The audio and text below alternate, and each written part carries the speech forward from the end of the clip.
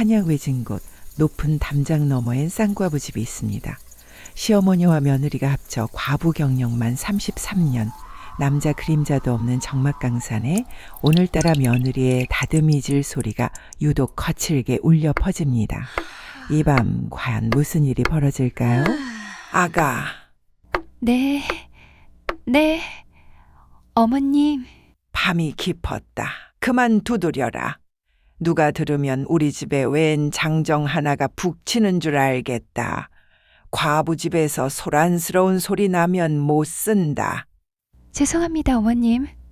잠이 통 오지를 않아서요. 빗소리를 들으니 마음이 영 심란하고. 마음이 심란할 땐 불경을 외우든가 술을 놓으라니까. 내 나이가 몇인데 아직도 마음을 못 잡느냐. 나는 네 나이 때 허벅지를 바늘로 찔러가며 참았다. 아이고, 저 깐깐함 좀 보세요. 최 씨 부인은 동네에서 호랑이 할매로 통합니다. 젊어서 과부되어 아들 하나 바라보고 살았는데 그 아들마저 요절했으니 오죽하겠습니까. 하지만 며느리 입장에서는 숨이 턱턱 막힐 노릇이죠. 한창 나이 22에 남녀의 정이 뭔지 맛도 못 보고 평생 이러고 살아야 하니까요. 바늘로 찌르면 피만 나지. 님 생각 안 나는 건 아닌데. 뭐라 했느냐? 아닙니다. 문단 속 다시 한번 보고 오겠습니다요. 밖으로 나온 옥분. 차가운 비바람이 볼을 때리니 오히려 속이 시원합니다. 이 집의 일과는 기승전 문단속입니다. 도둑이 들까봐? 아니요. 혹시라도 보쌈이나 나쁜 소문에 휘말릴까봐 시어머니가 결벽증처럼 챙기는 겁니다. 이놈의 빗장. 새로 만들어서 무겁기는 더럽게 무겁네. 내가 무슨 죄를 지어서 이 감옥에 갇혀 사나. 사실 옥분도 알 건 다 압니다. 옆집 과부댁은 밤에 몰래 담 넘는 사내랑 눈이 맞아서 야반도주 했다더라. 뒷집 며느리는 보쌈 당하는 척하고 시집 갔다더라. 그런 소문 들을 때마다 옥분의 가슴엔 천둥이 칩니다. 엄마야. 어머님 들으셨어요? 무슨 소리냐? 고양이 놈이 장독이라도 깼느냐? 아닙니다. 고양이 소리가 아니에요. 저기 뒤편 헛간 쪽에서 꼭 사람 굴러떨어지는 소리가. 사람? 사람이라는 말에 최 씨 부인의 눈빛이 매섭게 변합니다. 이 시간에 이 폭우 속에 과부집에 사람이 들어왔다? 이건 도둑 아니면 소문을 노리고 들어온 파렴치한 놈이 분명합니다. 옥분아, 너는 다듬이 방망이 들어라. 어떤 놈인지 몰라도 제 발로 들어왔으면 제 발로 못 나간다. 감히 여기가 어디라고? 어머님 무서워요. 그냥 관아에 신고할까요? 바보 같은 소리. 신고했다가 쌍과부 집에 사내가 들었네 소문이라도 나면 우린 그날로 혀 깨물고 죽어야 해. 조용히 처리해야 한다. 비장하기가 전쟁터 나가는 장수 같습니다. 옥부는 다리가 후들거려 죽겠는데 시어머니는 역시 연륜이 있어서 그런지 몽둥이 잡은 손에 힘이 딱 들어가 있습니다. 누구냐? 새 셀 때까지 나오지 않으면 뼈도 못 추릴 줄 알아라. 하나, 둘. 어머님 짐승 소리가 아닙니다. 사람 맞아요. 에이! 세상에나 도둑고양이가 아니라 호랑이 같은 사내가 피투성이가 되어 쓰러져 있습니다. 딱 봐도 평범한 놈은 아닙니다. 몸집이 옥분의 2배는 되어 보이고 빗물에 젖은 옷 사이로 보이는 근육이 울퉁불퉁합니다. 이게 웬 피칠갑이야? 사람이 죽은 건가요? 물 좀. 그 순간이었습니다. 옥분의 심장이 33년 만에 가장 크게 쿵 하고 내려앉은 것은요. 두려움 때문이었을까요? 아니면 평생 처음 가까이서 본 수컷의 강렬한 냄새 때문이었을까요? 안 된다. 이놈을 당장 끌어내야 해. 옥분아, 내다 버려라. 당장. 어머님 피를 이렇게 많이 흘리는데 지금 쫓아내면 빗속에서 객사합니다. 그러면 우리 집 대문에 귀신 붙어요. 귀신보다 무서운 게 사람 입이다. 이놈이 깨어나서 헛소리라도 하면 어쩔 셈이냐? 그래도 사람은 살리고 봐야죠. 부처님도 아픈 짐승은 거두신다 했습니다. 어머님, 제발요. 제가 책임질게요. 옥부는 난생 처음 시어머니 말에 토를 달았습니다. 저 남자를 이대로 보냈다간 평생 후회할 것 같은 알 수 없는 예감이 들었거든요. 과연 깐깐한 최 씨 부인은 어떤 선택을 할까요? 그리고 이 위험한 남자는 대체 정체가 뭘까요? 쌍과부 집의 운명을 뒤흔들 폭풍우 같은 밤, 그렇게 금지된 동거에 서막이 올랐습니다. 밤새 비바람이 몰아치더니 거짓말처럼 맑은 아침이 밝았습니다. 최 씨 부인 댁 기와 지붕 위로 참새들이 짹짹거리는데 집안 공기는 살얼음판입니다.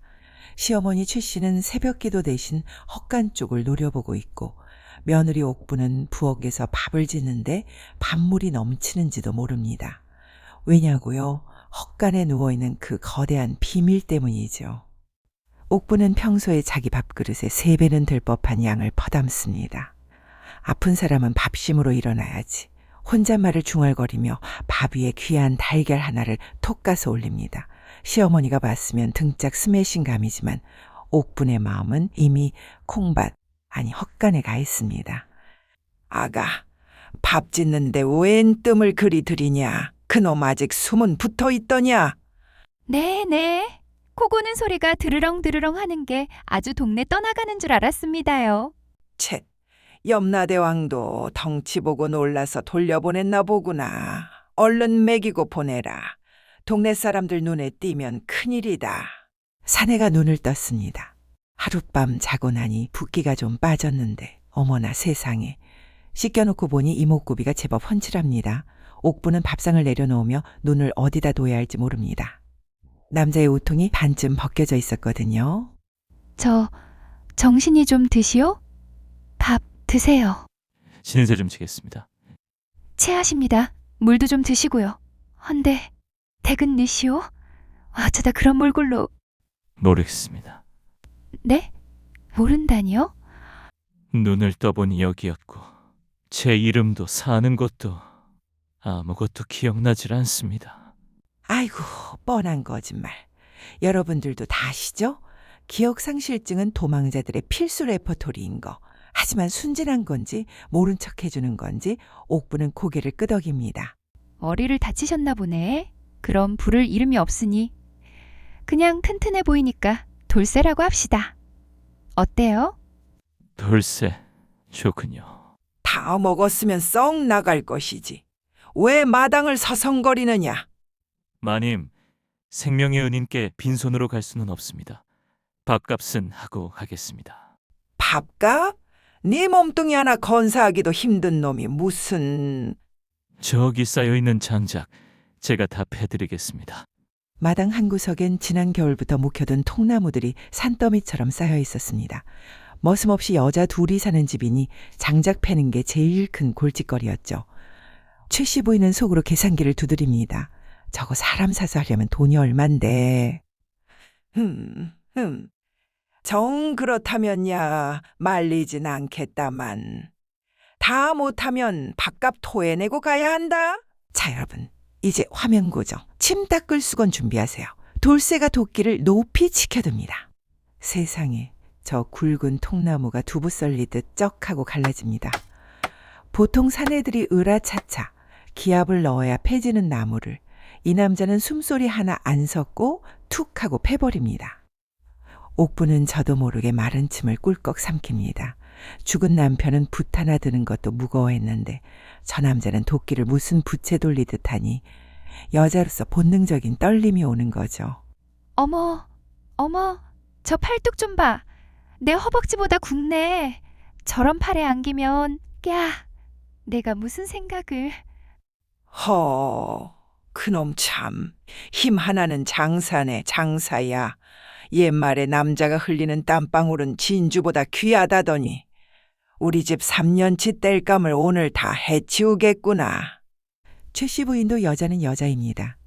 든든한 사내가 집안일을 척척해내니 불안했던 마음이 눈 녹듯 사라지고 묘한 안도감이 듭니다.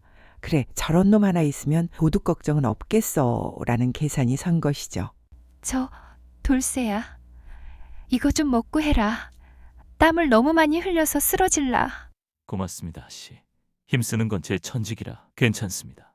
아씨는 무슨... 그냥 옥분이라고 불러요. 근데 정말 기억 안 나요? 글줄이나 읽게 생기셨는데. 글쎄요. 기억은 안 나지만 한 가지는 알겠습니다. 네? 뭔데요? 이 집 밥맛이 조선 팔도에서 제일 좋다는 거. 어머머, 저 선수 좀 보소. 기억상실이라면서 작업 멘트는 청산유수네요. 옥부는 그 말 한마디에 그만 다리가 풀려 주저앉을 뻔합니다. 그놈, 밥 먹는 건 소 같아도 일하는 건 황소 10마리 몫을 하는구나. 그렇죠, 어머님? 당장 내보내면 갈 데도 없어 보이는데. 상처 아물 때까지만이라도 좀 데리고 있으면 안 될까요? 힘쓸 일도 많은데. 안 그래도 지붕도 고쳐야 하고 물독도 옮겨야 하고 신고는 며칠 미루자꾸나. 대신요? 단속 철저히 해라. 동네 안악들 눈에 띄면 과부 집에 외간 남자 들였다고 소문나서 멍석말이 당한다. 낮에는 헛간에 숨어 있으라 해. 결국 최 씨 부인의 승인. 겉으로는 일꾼이 필요해서라지만 사실 두 여인 모두 이 적막한 집에 들이닥친 활기를 내치고 싶지 않았던 겁니다. 그렇게 위험한 동거의 첫날 밤이 지납니다. 하지만 여러분 그거 아세요? 남녀가 한 지붕 아래에 있으면 장작만 패는 게 아니라 마음도 패지게 된다는 거. 돌쇠가 이 집에 눌러 앉은 지 보름이 지났습니다. 정막 강산 같던 쌍과부 집에 묘한 활기가 돕니다. 고장났던 문짝도 뚝딱 고쳐지고 마당엔 풀 한 폭이 없이 말끔합니다. 그런데 가장 많이 변한 건 바로 우리 며느리 옥분입니다. 3년 내내 입던 칙칙한 무명옷 대신 장롱 깊숙이 넣어뒀던 옥색 저고리를 꺼내 입었거든요. 입술엔 연지 대신 앵두를 깨물어 붉은 물을 들이고요. 왜 그랬을까요? 호호, 다 아시면서. 옥분이 마을 우물에서 물을 길어옵니다. 시어머니가 돌쇠시키지 왜 네가 가냐 했지만 옥분은 바깥바람 좀 쐬고 싶어서요라며 나왔죠. 사실은 돌쇠가 마당에서 일하는 모습 보려고 얼른 뛰어오는 겁니다. 그런데 돌아오는 길 물동이가 너무 무겁습니다. 아이고, 오늘따라 물을 너무 많이 펐나? 허리가 끊어지겠네. 어머, 어디선가 나타난 돌쇠가 옥분을 와락하고 받아냈습니다. 물동이 한 방울도 안 흘렸어요. 지금 중요한 건 물동이가 아니라 두 사람의 거리입니다. 코끝이 닿을 듯 말 듯 돌쇠의 거친 숨소리가 옥분의 귓가를 간지럽힙니다. 다치지 않으셨습니까? 아씨. 네. 돌쇠야, 고맙다. 아니, 이거 좀 놓아라. 남들이 볼라. 무거운 건 저를 시키시지. 왜 고생하십니까? 제 마음이 편치 않습니다. 제 마음이 편치 않습니다. 어머머, 이 남자 멘트 좀 보세요. 그냥 일 시키세요가 아니라 마음이 아프다는 거잖아요. 옥분의 얼굴이 잘 익은 홍시처럼 빨개집니다. 그냥 네가 너무 고생하는 것 같아서. 아씨를 위해서라면 고생이 아니라 호강입니다. 돌쇠가 앞장서서 걸어가고 옥분은 그 듬직한 등짝을 보며 입을 틀어막습니다. 이미 게임 끝났네요. 옥분의 마음속엔 이미 돌쇠와 함께 살림 차리고 아이 셋은 낳았습니다. 이상하다. 분명히 꽉 채워놨던 꿀단지가 왜 반토막이 났지? 쥐새끼가 퍼먹었나 아니면? 이때 최 씨 부인의 의심 어린 눈초리가 옥분에게 향했습니다. 옥분은 뭐가 그리 좋은지 연신 실실 웃으며 바느질 삼매경인데 옥분의 손에서 꿰매지고 있는 저 옷, 다름 아닌 돌쇠의 낡은 조끼였죠. 아가, 기분이 좋아 보이는구나. 콧노래까지 흥얼거리고. 네? 아니요. 날이 좋아서. 그 조끼는 뭐냐? 내 죽은 서방 옷은 아닌 것 같은데. 이거요? 돌쇠 옷이 너무 해져서 일 잘하면 옷 한 벌 해준다 하셨잖아요. 남는 천으로 기워주는 겁니다. 너무 정주지 마라. 언젠가 떠날 놈이다.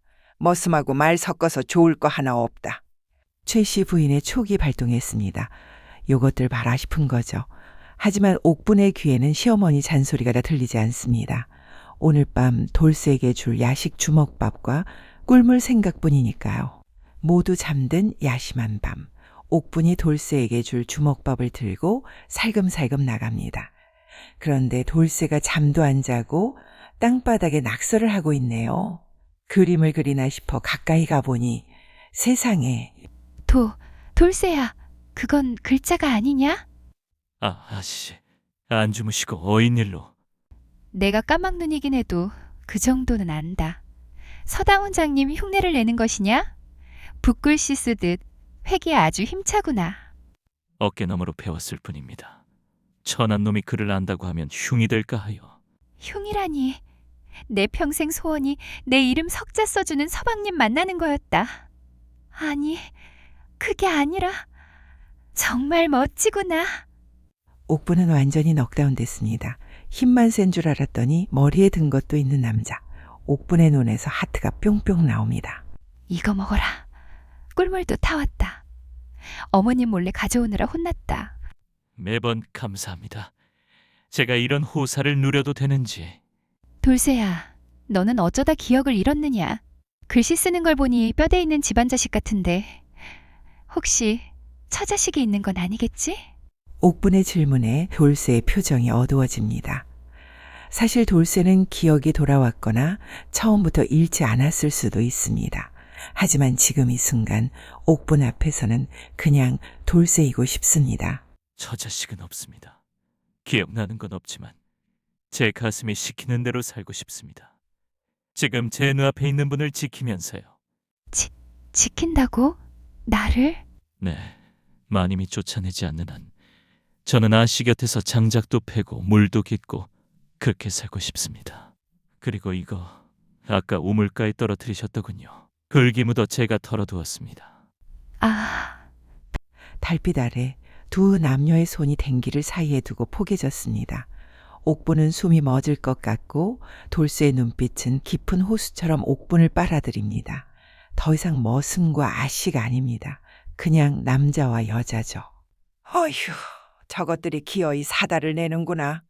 눈에서 꿀이 뚝뚝 떨어져. 이걸 어쩐다. 내쫓자니 옥분이가 상사병 걸려 죽을 것 같고 그냥 두자니 소문이 무섭고. 최씨 부인은 밤새 뒤척입니다. 며느리의 행복을 빌어주고 싶지만 세상의 시선이 너무나 무서운 시대니까요. 그렇게 옥분과 돌쇠의 사랑이 무르익어 가던 어느 날 밤, 달도 구름 뒤로 숨어버린 스산한 밤이었습니다. 며느리 옥분은 돌쇠 생각에 잠 못 이루고 뒤척이는데 동네 어귀에서부터 개짖는 소리가 요란하게 들려옵니다. 그리고 곧이어 쌍과 부집의 육중한 대문을 두드리는 소리가 밤공기를 찢어놓습니다. 이리 오너라. 안에 인기척이 있는 거 다 안다. 썩 문을 열지 못할까? 아이고, 여러분, 관아 포졸들입니다. 며칠 전부터 마을에 역적 잔당이 숨어들었다는 흉흉한 소문이 돌더니 기어이 이 집까지 들이닥친 겁니다. 우리의 돌쇠, 아니 강모가 위험합니다. 어우님, 관아 사람들입니다. 돌쇠를 잡으러 온 게 분명해요. 어떡해요? 네? 호들갑 떨지 마라. 네가 떨면 놈들이 더 의심한다. 정신 똑바로 차려. 하지만 잡혀가면 죽습니다. 곤장을 맞고 능지처참을 당할 텐데. 누가 죽게 놔둔다더냐. 이 시어미가 눈 시퍼렇게 뜨고 살아있다. 나를 믿고 너는 시키는 대로만 해라. 와, 우리 시어머니 카리스마 좀 보세요. 평소엔 그렇게 깐깐하더니 위기 상황이 닥치니까 눈빛이 장군감입니다. 아씨, 오지 마십시오. 저들이 찾는 건 접니다. 제가 나가서 유인할 테니 그 틈에 모른 척하고 계십시오. 안 돼요. 나가면 죽습니다. 차라리 같이 도망쳐요. 저는 역적 누명을 쓴 몸입니다. 저 때문에 마님과 아씨까지 화를 입을 순 없습니다. 짧은 시간이었지만 행복했습니다. 돌쇠가 옥분의 손을 뿌리치고 나가려 합니다. 사랑하는 여자를 지키려고 제 발로 호랑이 굴로 들어가겠다는 거죠. 이 남자 끝까지 멋있으면 어떡하나요? 안 돼. 제발 가지 마. 네 이놈들! 벼락 같은 호통 소리에 포졸들이 멈칫합니다. 최씨 부인이 하얀 소복 위에 정갈한 장옷을 걸치고 꼿꼿한 자세로 툇마루에 서 있습니다. 그 기세가 어찌나 등등한지 횃불도 기죽어 꺼질 판입니다. 어흥, 관아에서 나왔소. 이 집에 흉악한 도망자가 숨어들었다는 제보가. 도망자? 흉악범? 감히 여기가 어디라고 그따위 더러운 입을 놀리느냐? 이 집은 나라에서 정려 표창을 내리네 마네 하는 청상 과부들이 사는 곳이다.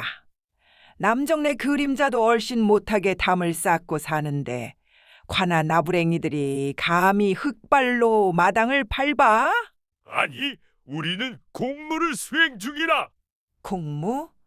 내 남편 제사상에 올릴 식칼을 가져오너라. 내 오늘 너희들의 무례함을 참지 못하고 혀를 깨물고 자결하여 내 피를 너희들 얼굴에 뿌려주마. 어디 감히 수절 과부의 안방을 뒤지겠다고 설치느냐? 캬, 사이다. 여러분 들으셨어요? 식칼 가져와라. 혀 깨물고 자결하겠다. 이거 옛날 양반집 부인들이 쓰던 최강의 필살기입니다. 과부 건드렸다가 자결이라도 하면 그 고을 원님은 파직당하고 난리가 나거든요. 포졸들이 쫄기 시작합니다. 최 씨 부인이 대문에서 고래고래 소리를 지르며 시선을 끄는 사이 옥부는 돌쇠를 광으로 피신시킵니다. 하지만 마땅히 숨을 곳이 없습니다. 돌쇠야, 저 독 안으로 들어가라. 얼른. 저 좁은 독에요. 제 덩치에 들어갈 수 있겠습니까? 살려면 쥐새끼처럼 구겨서라도 들어가야 해. 어서! 뚜껑을 덮자마자 포졸 2명이 뒷마당으로 들이닥칩니다. 옥부는 태어난 척 고추를 널고 있습니다. 어이, 거기 아무도 없어? 아이고 머니나. 남정네들이 예고도 없이. 어머님, 여기 뒷간에 똥 푸는 놈들이 왔나 봅니다.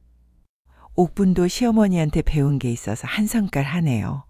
포졸들이 에이 재수없어 하며 침을 뱉고 돌아섭니다. 도간의 돌쇠는 숨도 못 쉬고 쭈그려 있겠죠? 에잉, 샅샅이 뒤져봤지만 쥐새끼 한 마리 없군. 정보가 잘못된 모양이야. 갑시다. 가는 길에 내 대문에 소금이나 뿌리고 가라. 부정탄다. 그리고 내일 날 박는 대로 관아에 가서 내 너희들의 행패를 낱낱이 고할 것이야. 아, 알았어. 과부 성깔 한번 더럽네 거참. 아이고, 10년 감수했네. 내 심장이 쫄깃해서 육포가 될 뻔했다. 어머님, 괜찮으세요? 나는 괜찮다. 그놈 돌쇠는 무사하냐? 위기는 넘겼지만 이제 다들 알게 되었습니다. 더 이상 돌쇠를 숨겨둘 수 없다는 것을요. 꼬리가 잡히는 건 시간 문제입니다. 최 씨 부인이 깊은 한숨을 쉬더니 장롱 깊숙한 곳에서 쌈짓돈을 꺼냅니다. 받아라. 넉넉진 않지만 노잣돈은 될 게다. 마님, 목숨을 구해주신 것만으로도 은혜가 태산 같은데. 듣기 싫다. 너 살리려고 그런 게 아니라 우리 며느리 과부 신세 망칠까 봐 그런 거다. 날 밟기 전에 떠나거라. 최대한 멀리. 어머님, 꼭 보내야 해요? 산속에라도 숨어 살면. 안 된다. 너도 같이 죽고 싶으냐? 사랑도 목숨이 붙어 있어야 하는 법이다. 인연이 있으면 살아서 다시 만나겠지. 시어머니의 말은 차갑지만 그 속엔 며느리와 돌쇠를 살리려는 뜨거운 진심이 담겨 있습니다. 돌쇠도 그것을 알게 말없이 고개를 숙입니다. 마님 말씀 뼈에 새기겠습니다. 그리고 아씨, 이 은혜 죽어서도 잊지 않겠습니다. 이별의 시간이 다가왔습니다. 옥분과 돌쇠 서로를 바라보는 눈빛이 애절해서 차마 볼 수가 없네요. 폭풍 같던 밤이 지나고 야속하게도 새벽은 어김없이 밝아옵니다. 쌍과 부집 뒷문 앞에는 새벽 안개가 자욱하게 깔렸습니다. 이제는 헤어져야 할 시간, 하룻밤 꿈처럼 스쳐 지나간 인연을 끊어내야 하는 순간입니다. 우리 옥분이는 눈이 퉁퉁 붓도록 울어서 앞도 잘 안 보일 지경입니다. 마님, 죽어 마땅한 놈을 살려주시고 밥까지 먹여주신 은혜 내세라도 꼭 갚겠습니다. 부디 만수무강하십시오. 됐다. 은혜 갚을 생각 말고 어디 가서 잡히지나 말거라. 네가 잡히면 우리까지 줄초상이다. 썩 가거라. 최 씨 부인의 말은 매몰차지만 쥐고 있는 손은 파르르 떨립니다. 정이라는 게 참 무섭죠. 미운 정 고운 정 다 들었으니 오죽하겠습니까? 이제 돌쇠가 옥분을 바라봅니다. 아씨, 몸 조심하세요. 밥 굶지 마시고요. 다 다치지도 마세요. 저 같은 놈은 머릿속에서 지우십시오. 좋은 기억만 남기고 부디 좋은 세상 만나서 행복하게 사십시오. 가세요. 제발 무사히 가세요. 돌쇠의 뒷모습이 안개 속으로 사라질 때까지 옥부는 망부석처럼 서 있습니다. 잡고 싶어도 잡을 수 없는 신세, 과부라는 멍해가 이토록 무거운 것일까요? 돌쇠가 떠난 지 사흘, 닷새, 열흘, 옥부는 시름시름 앓기 시작합니다. 입맛도 없고 잠도 못 자고 다듬이질도 멈췄습니다. 동네 의원을 불렀더니 화병에 속병이 겹쳤다고만 합니다. 하지만 우리는 알죠? 저거 100% 상사병이라는 거. 아이고, 이 미련한 거다. 사내놈 하나 같다고 곡기를 끊어? 네가 죽으면 그놈이 알아주기나 한답더냐? 어머님, 죄송해요. 그냥 사는 게 재미가 없어요. 가슴에 구멍이 뻥 뚫린 것 같아서. 츠츠, 남편 죽었을 때도 밥만 잘 먹던 년이 머슴놈 하나 같다고 송장이 다 됐네. 최씨 부인은 밉다 하면서도 옥분이 안쓰러워 죽습니다. 미움도 쑤어다 바치고 비싼 한약도 지어 먹이지만 옥분의 눈동자는 텅 비어 있습니다. 마음의 병은 약으로도 못 고치는 법이니까요. 나무는 이리도 단단하게 패놓고 사람 마음은 왜 이리 쩍 갈라놓고 갔을꼬. 최씨 부인은 생각에 잠깁니다. 자신도 30에 혼자 되어 30년을 수절했습니다. 남들 다 그렇게 사니까, 양반 가문의 법도니까 참고 또 참았죠. 그런데 죽어가는 며느리를 보니 지난 세월이 덧없이 느껴집니다. 내가 저 나이 땐 허벅지를 찌르면서 참았는데 옥분이는 못 참는구나. 아니, 참게 하면 안 되는 건가? 저러다 내 꼴 나면 평생 병만 보고 살다가 늙어 죽을 텐데. 최씨 부인이 비장한 표정으로 짐을 쌉니다. 어머? 본인 짐이 아닙니다. 옥분의 옥색 치마 저고리, 그리고 튼튼한 집신, 거기에 패물과 엽전 꾸러미까지. 감이 오시나요? 우리 호랑이 시어머니가 드디어 사고를 칠 작정입니다. 일어나라. 해 중천에 뜨겠다. 어머님, 몸이 천근만근이라. 누가 밥하랬냐? 이거 들고 나가라. 당장! 네, 나가라니요? 이 야밤에요? 그래, 꼴도 보기 싫으니 나가거라. 너처럼 산에 못 잊어서 빌빌거리는 며느리 우리 가문에는 필요 없다. 호적에서 파버릴 테니 썩 꺼져. 어머님, 제가 잘못했어요. 정신 차릴게요. 쫓아내지 마세요. 옥부는 쫓겨나는 줄 알고 서럽게 웁니다. 갈 곳도 없는 과부가 쫓겨나면 거짓골을 못 면하니까요. 그런데 최씨 부인이 옥분의 손에 억지로 보따리를 쥐어주며 귀에 대고 속삭입니다. 이 바보 같은 년아, 쫓아내는 게 아니라 보내주는 거야. 예, 가서 그놈 찾아라. 내 수소문 해보니 산 너머 주막에 머슴놈과 인상차기가 비슷한 놈이 있다더라. 멀리 못 갔을 게야. 어머님, 정말입니까? 정말 가도 됩니까? 나는 이미 틀렸다. 남들 눈치 보느라 내 인생은 시들어버렸어. 하지만 너는 아직 젊다. 꽃이 피었는데 벌이 날아오지 못하게 막는 건 죄악이지. 가서 그놈이랑 살든 볶아 먹든 내 마음대로 해라. 어머님을 두고 어찌... 걱정 마라. 나는 며느리가 바람나서 야반도주했다고 소문낼 테니 너는 죽은 듯이 이름 바꾸고 살아. 다시는 이 근처에 얼씬도 하지 말고. 알겠느냐? 눈물 나서 못 보겠네요. 바람난 며느리라는 오명은 시어머니가 다 뒤집어쓰고 며느리에게는 자유를 주는 겁니다. 이게 찐 사랑이 아니고 뭐겠습니까? 어머님 은혜 죽어서도 잊지 않겠습니다. 정말 감사합니다. 빨리 가라. 해 뜨면 동네 사람들 나온다. 뛰어가. 뒤도 돌아보지 말고 뛰어. 어머님, 건강하세요. 옥분이 달립니다. 숨이 턱끝까지 차오르지만 멈출 수 없습니다. 저 산 너머 어딘가에 나의 님 돌쇠가 있을 테니까요. 3년 만에 처음으로 대문을 넘은 옥분의 발걸음은 새처럼 가볍습니다. 아이고, 이제 나 혼자 무슨 낙으로 사나. 옥분아, 부디 잘 살아라. 나처럼 살지 말고 행복해라. 텅 빈 기와집엔 다시 정막이 찾아왔지만 그 정막은 예전과는 다릅니다. 누군가의 희생으로 피어난 희망이 깃들어 있으니까요. 시어머니의 눈물겨운 결단으로 생애 첫 가출을 감행한 옥분. 곱게 자란 양반집 규수가 험한 산길을 달립니다. 집신이 달아 발가락이 까지고 치맛자락은 가시덤불에 찢겨 너덜너덜해졌지만 옥분의 눈은 샛별처럼 빛납니다. 내 서방님은 내가 찾는다. 이 일념 하나로 버티는 거죠. 저기 주모님, 혹시 이 근처에 덩치산만하고 밥을 머슴 5명분 먹는 산에 못 보셨소?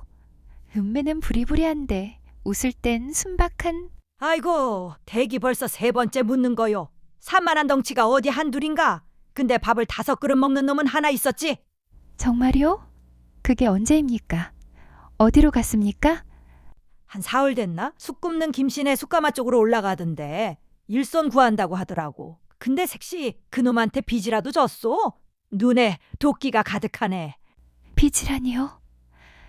제 목숨 줄 쥐고 있는 사람입니다. 빙고, 찾았습니다. 밥 많이 먹는 게 이럴 땐 도움이 되네요. 옥부는 먹던 국밥값을 치르고 숯가마가 있다는 깊은 산 속으로 다시 뜀박질을 시작합니다. 그때 둔탁하면서도 경쾌하게 나무가 쪼개지는 이 익숙한 소리. 옥분의 귀가 번쩍 뜨입니다. 세상 천지의 도끼질 소리가 저렇게 찰진 산에는 딱 한 명뿐이거든요. 돌쇠야, 아씨, 아니 옥분 씨? 이 무심한 사람아. 여기서 이러고 있으면 어떡해? 내가 얼마나 찾았는데. 어찌된 일입니까? 여기가 어디라고 혼자 오십니까? 마님은요, 무슨 변고라도 생긴 겁니까? 변고는 무슨... 어머님이 가라 하셨어요. 당신 따라가서 살라고 등 떠밀어 보내주셨단 말이에요. 아, 마님께서 감사합니다. 정말 감사합니다. 나 이제 갈 데도 없어요. 호적에서도 파였고 빈털털이에요. 책임져요. 네? 책임지겠습니다. 제 목숨이 붙어있는 한 당신 손에 물 한 방울 안 묻히게. 아니, 그건 거짓말이고 밥은 굶기지 않겠습니다. 평생 제 곁에 있어 주십시오. 드디어 만났습니다. 산속에서 펼쳐지는 격정멜로. 숲속 새들도 부끄러워서 고개를 돌리네요. 두 사람은 한참을 그렇게 서로의 체온을 느끼며 서 있었습니다. 두 사람은 인적 드문 깊은 산골에 터를 잡았습니다. 돌쇠는 산에서 약초를 캐고 숯을 구워 장에 내다 팔고 옥부는 텃밭을 일구며 살림을 꾸렸죠. 비록 비단옷 대신 무명옷을 입고 쌀밥 대신 보리밥을 먹지만 두 사람 얼굴엔 웃음꽃이 떠나질 않습니다. 부인, 많이 드시오. 요즘 아이 젖 먹이느라 살이 쏙 빠졌소. 서방님도 참... 저는 서방님 얼굴만 봐도 배가 부릅니다. 근데 우리 개똥이가 누굴 닮아서 저리 힘이 센지 모르겠어요. 젖을 빨 때마다 아파 죽겠습니다. 허허, 누굴 닮긴요. 청하장사 아비 닮았지. 나중에 커서 장군감 될 겁니다. 네, 여러분. 그새 토끼 같은 자식이 생겼습니다. 태명은 건강하게 살라고 개똥이. 밤마다 적막강산이던 과부 시절과는 달리 이 산골 오두막은 밤마다 사랑이 넘치고 아이 울음소리로 시끌벅적합니다. 이게 사람 사는 맛 아니겠습니까? 행복한 나날을 보내던 어느 장날, 옥부는 혹시라도 아는 사람을 만날까봐 수건으로 얼굴을 가리고 있습니다. 그런데 지나가던 박물장수 할머니들이 나누는 이야기가 귀에 꽂힙니다. 아유, 저 아랫마을 쌍가부집 최씨 부인 말이야. 요즘 아주 넋이 나갔다더만. 왜 아니겠어? 며느리가 바람나서 도망갔으니 충격이 컸겠지. 혼자 그 넓은 기와집 지키느라 꼴이 말이 아니라더라. 밥도 굶고 누워만 있다던데. 쯧쯧 곧 따라가겠어. 여보, 들었어요? 우리 어머님이 부인, 모른 척하고 살기엔 우리가 받은 은혜가 너무 큽니다. 그렇죠? 가봐야겠죠? 잡혀가더라도. 어머님 돌아가시는 꼴은 못 보겠어요. 옥분의 눈에서 눈물이 핑 돕니다. 자신을 위해 희생한 시어머니가 병들어 누워있다니요. 옥분과 강문은 장사를 접고 서로의 눈을 바라봅니다. 말하지 않아도 통했죠. 갑시다. 짐 싸시오. 셋이 살기엔 적막했는데 마님 모시고 살면 딱 좋겠습니다. 여보, 고마워요. 정말 고마워요. 어머니가 알아누우셨다니. 청천벽력 같은 소식에 옥분과 강문은 뜬 눈으로 밤을 지새웠습니다. 날이 밝자마자 짐을 꾸리는데 옥분의 눈에선 수도꼭지 튼 것처럼 눈물이 콸콸 쏟아집니다. 이제 막 행복해지려는데 시어머니가 돌아가시면 평생 한이 될 테니까요. 서둘러 짐을 챙겨 막 살인문을 나서려던 찰나였습니다. 여보, 조금만 서둘러요. 우리 어머니. 내 손 한번 못 잡아보고 가시면 어떡해. 걱정 마시오, 부인. 마님은 기가 세신 분이라 쉽게 안 쓰러지실 거요. 내가 업고 뛰어서라도 오늘 안엔 도착할 테니. 두 사람이 막 대문을 나서려는데 저 아래 산비탈길에서 웬 나귀 울음소리가 들립니다. 그리고 들려오는 아주 익숙하고도 쩌렁쩌렁한 목소리. 이놈의 당나귀가 늙었나? 왜 이리 비실거려? 밥값도 못하는 놈 썩 움직이지 못할까? 여보, 이 목소리. 설마 헛것이 들리는 건가? 기절하지 마세요. 다 죽어간다던 최씨 부인이 홍길동처럼 나타났습니다. 지팡이 대신 회초리를 들고 이마엔 땀방울이 송글송글 맺힌 채 위풍당당하게 산을 올라온 겁니다. 너희들 어디 가냐? 내 짐 풀어줄 생각은 안 하고 어딜 도망가? 어머님? 아픈 거 아니셨어요? 밥도 굶고 누워 계신다면서요? 밥을 왜 굶어? 내가 굶어 죽으면 내년이 아이고 시원하다 할까봐 보란듯이 새끼 꼬박 챙겨 먹었다. 근데 저 보찜은 뭐냐? 너희들 나 온다는 소문 듣고 도망가는 길이냐? 아이고 마님, 그럴 리가 있겠습니까?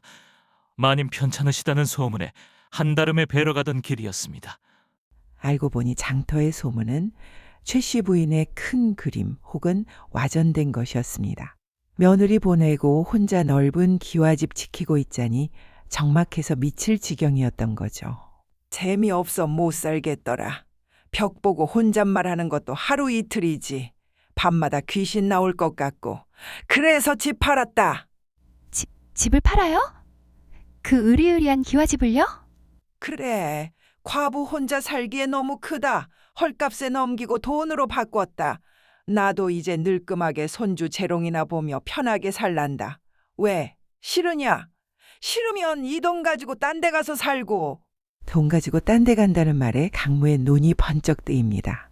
역시 우리 시어머니 빈손으로 올 분이 아니죠. 자본주의의 맛을 아시는 분입니다. 마님, 무슨 섭섭한 말씀을. 이 집 기둥뿌리가 뽑히더라도 모시겠습니다. 여기가 바로 마님 댁입니다. 어머님, 정말 잘 오셨어요. 저 매일 밤 어머님 생각에 울었어요. 지질이 궁상 떨기는. 근데 내 손주놈은 어디 있냐? 그렇게 기막힌 동거가 다시 시작되었습니다. 예전 쌍과부집과는 분위기가 완전히 다릅니다. 세월은 흘러 쌍과부집의 전설은 잊히고 산골 마을에 화목한 가족 이야기만 남았습니다. 사람들은 말합니다. 피를 나눈 가족보다 더 진한 게 정을 나눈 가족이라고요. 옥분아. 네, 어머님.